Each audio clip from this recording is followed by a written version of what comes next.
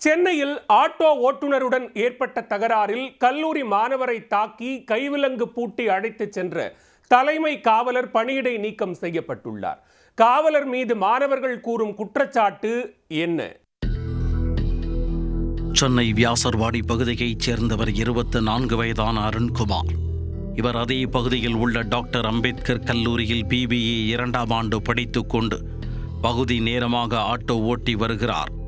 இந்நிலையில் திங்கட்கிழமை அருண் சென்னை கடற்கரை நிறுத்தத்தில் இருந்து சவாரி ஏற்றிக்கொண்டு பெரம்பூர் பேப்பர் மில் சாலை வழியாக சென்று கொண்டிருந்தார்.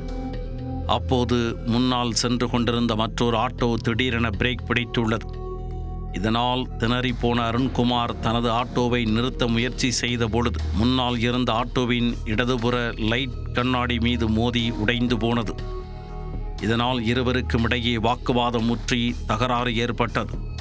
அப்போது அந்த வழியாக சாதாரண உடையில் வந்த செம்பியம் தலைமை காவலர் அண்ணாமலை அருண்குமாரின் வாகனத்தை எடுக்கும்படி சத்தம் போட்டுள்ளார். எதற்காக தகாத வார்த்தைகளில் பேசுகிறீர்கள் என அருண்குமார் கேட்டதால் ஆத்திரமடைந்த காவலர் மாணவன் அருண்குமாரை கன்னத்தில் அறைந்து கைவிலங்கு பூட்டியதாக கூறப்படுகிறது. அதே நேரத்தில் அந்த வழியாக ரோந்து சென்ற உதவி ஆணையர் உடனே பெட்ரோல் வாகனத்தை வரவழைத்து அங்கிருந்து ஆட்டோவை அப்புறப்படுத்த உத்தரவிட்டுள்ளார்.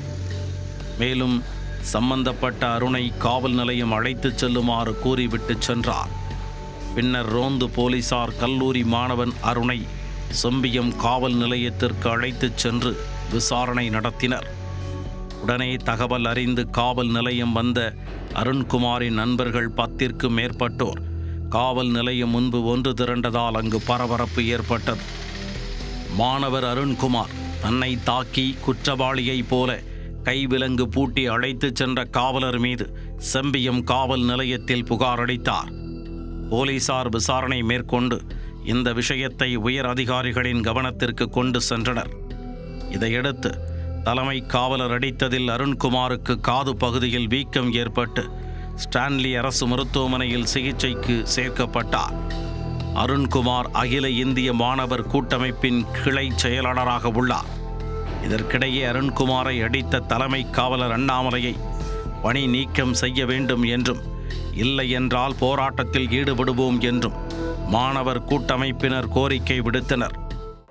நானும் அந்த ஆட்டோ டிரைவர் வந்து பேசிட்டு இருக்கும்போது ஏன் குரல் குத்தி மிரட்டினாரு. சார் நீங்க யார் சார் சொல்லி கேட்டேன். அவர் அவங்க சொல்லமா யாருன்னு சொல்லி சொன்னாரு. இல்ல சார் நீங்க யாருன்னு எனக்கு தெரியல சார் அப்படின்னு சொன்னேன். அவர் வந்து அன்யூனிஃபார்ம்ல இருந்தாரு. நீங்க யாருன்னு தெரியலன்னு சொன்னேன். நேரம் அவங்க எல்லாத்தையும் டீட்டெயில் வர சொல்லுவாங்க சொல்லி இறங்கி இந்த லெஃப்ட் ஹேண்ட் சைடு 8 வாட்டி பட்டு கண்டினியூஸா அடிச்சாரு. சார் வலிக்குது சார் என்னால முடியலன்னு சொல்ல திருப்பி 2 அடி எக்ஸ்ட்ரா அடிச்சாரு.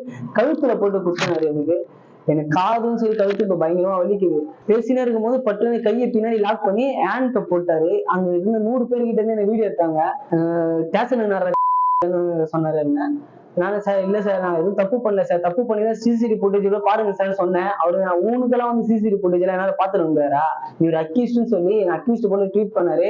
நான் எனக்கே அந்த ஸ்டூடெண்ட்ஸ் படிக்கிற எனக்கு அந்த நிலைமை நான் இன்னும் பொதுமக்கள்லாம் இருந்தேன். அவர் அடிச்சு கொன்றுவாரு.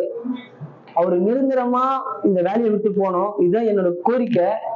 இந்த வழக்கை விசாரித்த புளியந்தோப்பு துணை கமிஷனர் ஈஸ்வரன் மாணவரை பொது இடத்தில் அடித்து கைவிலங்கிட்டு அழைத்து வந்த தலைமை காவலர் அண்ணாமலையை தற்காலிக பணியிடை நீக்கம் செய்து உத்தரவிட்டார்.